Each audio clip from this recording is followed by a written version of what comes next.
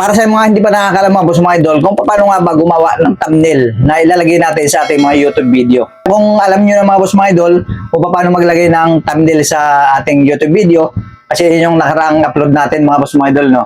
Ngayon, kung hindi nyo naman alam kung paano gumawa ng thumbnail, wala din naman tayo ilalagay na thumbnail sa mga YouTube video natin. Kaya napaka-importante talaga na alam nyo rin kung paano ginagawa to. Kaya kung hindi nyo pa alam, mag-like and subscribe ka muna. So, yun. Ganito lang ginagawa mga boss mga idol ng thumbnail, no? Katulad gumawasin nyo yung mga thumbnail natin, no? Sa mga video natin. Nakikita nyo naman yung thumbnail natin, no? Bago nyo pinanood yung video ko. Napakadali lang niya mga boss mga idol. Basta meron kayong Canva. Kung naka-PC kayo mga boss mga idol, i-search nyo lang sa inyong Google Chrome. Saka sa mga naka-laptop. Pero kung naka-cellphone naman kayo, siyempre, doon kayo punta sa Play Store or App Store. Kaya, yun. Huwag natin patagalin pa. Puntan tayo sa tutorial. Let's go!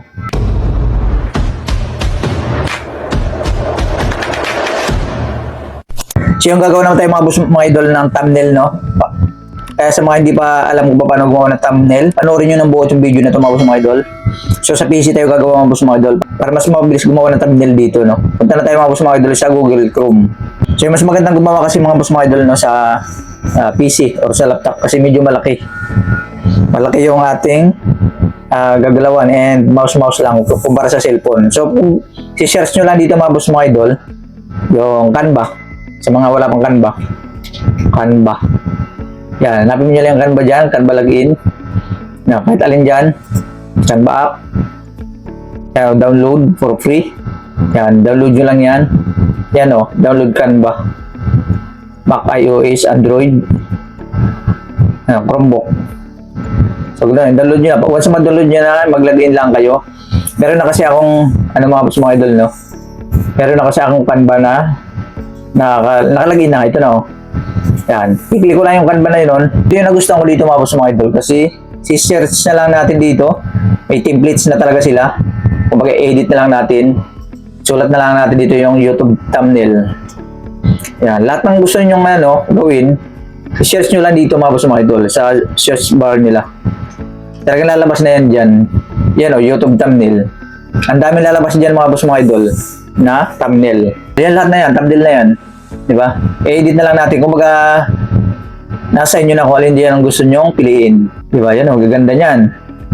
I-edit nyo lang. Napaka-importante talaga na may maganda tayong thumbnail sa mga video natin.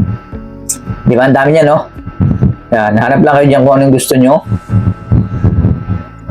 So, akin siguro itong try ko itong dilaw na to. Click nyo lang yan kung alin na gustuhan nyo. Then tatanggalin ko lang, click nyo lang itong picture na to. Ito muna tayo sa tingnan nyo yung mouse natin. Customize this template. Then i-click nyo lang yung yun para bumalik tayo. Then click lang natin itong picture. Pag na-click yung picture, may delete sa baba. Yan. Sundan nyo lang mga idol. Tatanggalin ko rin itong color black na yung sa gilid. Yan. Click nyo lang yung gusto nyo tanggalin. Then delete. Dito, gagawa na tayo ng delete ko rin to.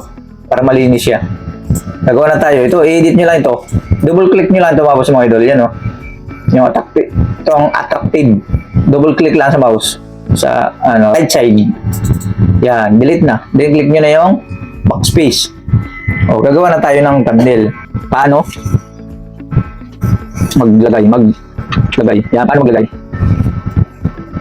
Mamaya papalitan din natin ng color yan. Para maglagay. Tatanggalin muna natin kung kailangan ko yung thumbnail eh. Yan, para maglagay ng space muna natin to.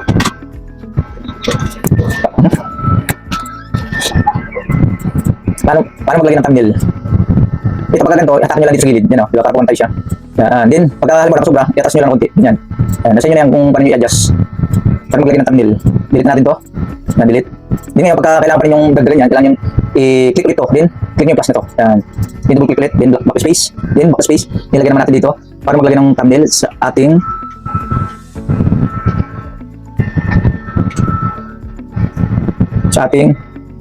yan. Okay na to. Ayan ako na lang. Hiwalay ko na lang siya. Then, duplicate. YouTube video. Oh.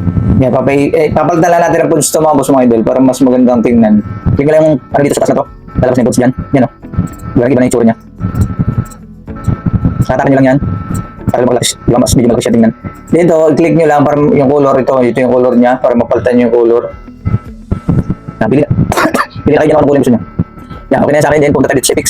Lagyan natin ng pinakang ano niya, shadow ba yan. Then, click nyo ito yung color para maging white or black. Okay na siguro black na yan. Pili nyo i-adjust yan kung gusto maliit lang yung borderline niya. Yan o, dahilan nyo lang to. Kasi nyo kung anong gano'n kalaki yan. Okay na sa akin yan. Dito naman paano maglagay ng thumbnail. Dito naman, papalitan muna natin din. Okay. Diba, lumaki yung thumbnail natin. So, paiksin natin. Okay, then lalagyan din natin ng borderline din siya. Click ulit natin yung effects. Then, outline pala yun, outline. Then, click natin to para mapalitan ng color. Black. Okay na yan. Okay na rin yung color niyang thumbnail niya, white na lang. Then, ito, pagtandi natin ulit. Ito naman siya. Pag ganyan pumangit, hilahin nyo lang dito. Then, hold nyo lang para mabalik nyo. Palitan na natin ng color, ano to, red. Ay, yung YouTube lang, color red. Blue na lang to, blue. Yan, tignan nyo palaki, para maganda tingnan. Click natin ang outline. Click ulit ninyo yung effects. Outline. Then, color white. Or black. White na lang para medyo maganda tingnan. Ipuwasan natin medyo makapal yung ano niya, outline niya. Yan, para slate lang. So, ito naman, palitan din natin ang fonts niya. Yan, dito lang yung papalitan niya, napakadali lang. Okay, tapos na, papalitan na color red na nilagay natin dito. Then, outline. Diba, napakadali lang. Nang lagyan natin dito sa outline niya, black. O, diba? Tapos na. Ngayon gagawin natin, lagyan natin yung picture. Punta tayo sa upload.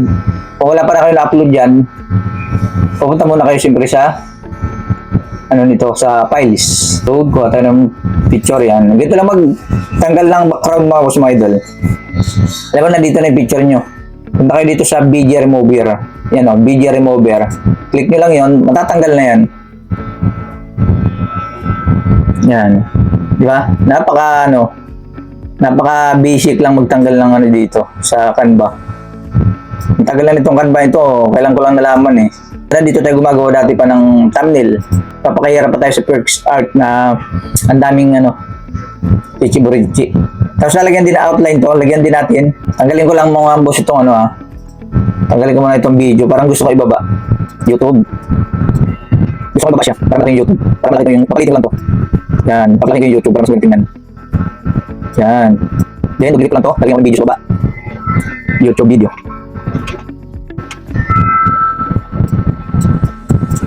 Napakadali na gawa ng thumbnail pag sa dito ka gagawa sa PC. Kung sa cellphone. Ang liit. Malaki bang hindi ka magdala maayos.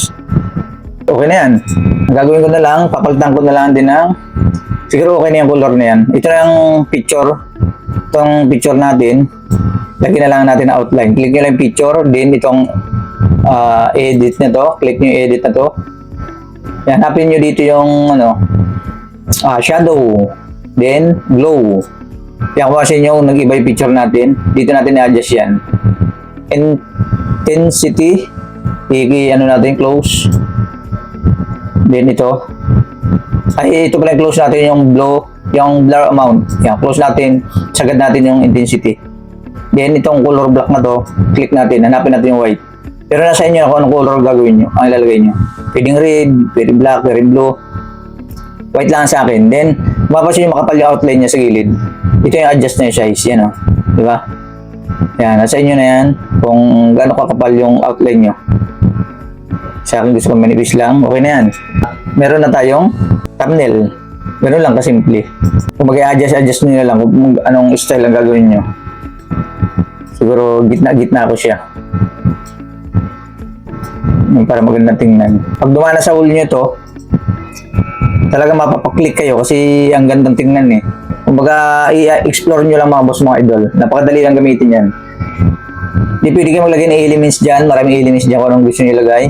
Pwede kayo maglagay subscribe button dyan. Lagay tayo ng subscribe. O, diba? Click nyo lang yung subscribe. Paliitin nyo lang to. Diba? Pwede nyo ilagay kung saan nyo gusto ilagay. Then, ano gusto nyo lang YouTube? Click lang to. Diba? Next one nyo, nakapali lang maglagay ng subscribe. Nakapali lang, buwan namin dyan. Diba tayo nagpapalala kung gusto nyo gawin sa nyo. So, kung nakapisipan natin ng subscribe, isipan natin maglagay ng power share. Nakapala natin i-share. Okay, may diba? I-click na natin itong share. Pag magsisave na tayo, then download. Yan, di ba? Okay na yun, tapos na. Click lang natin yung download, nakasave na yan. O, di ba? Ganun lang mga boss mga idol, gumawa ng thumbnail dito sa Canva. Ngayon, alam nyo na ba mga idol, paano gumawa ng thumbnail sa ating Canva. Kaya kung nakatulong sa inyo yung video na to, huwag nyo makalimutan i-like and subscribe, no? I-hit nyo na yung notification bell para updated kayo sa tuwing may panibago na naman tayong i-upload na video. So, maraming salamat sa panonood at kita-kits na tayo sa susunod na video.